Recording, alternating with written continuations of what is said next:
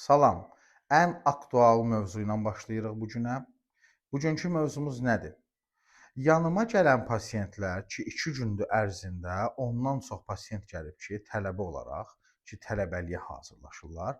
Təbii ki, valideyn nəzarətində gəlirlər. Hər bir tələbənin şuur altında qorxuları var. Adam imtahana hazırlaşır. Deyir ki, mən özümə inanıram, mən qəbul olacağam istədiyim yerə. Amma Rüfət bəy, mənim bir qorxum var. Deyirəm, nədir sənin qorxun? Birdən mən qəbul olduğum yeri valideynim bəyənməz.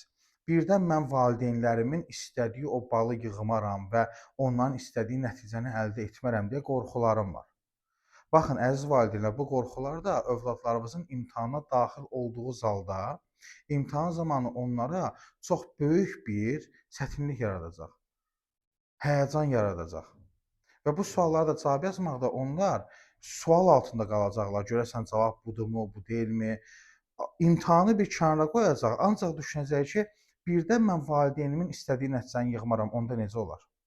Əziz valideynlər, artıq dərəcədə xahiş edirəm, övladlarınızın fikirlərinə, duyğularına, hisslərinə, düşüncələrinə hörmətlə yanaşın.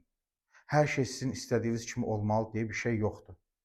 Bəli, bunun yolu varmı? Var. İmtahan öncəsi həmin bu uşaqlar, övladlarınız psixoloji nəzarətdən keçməlidirlər və şuur altlarında olan o həyəcan təmizlənməlidir.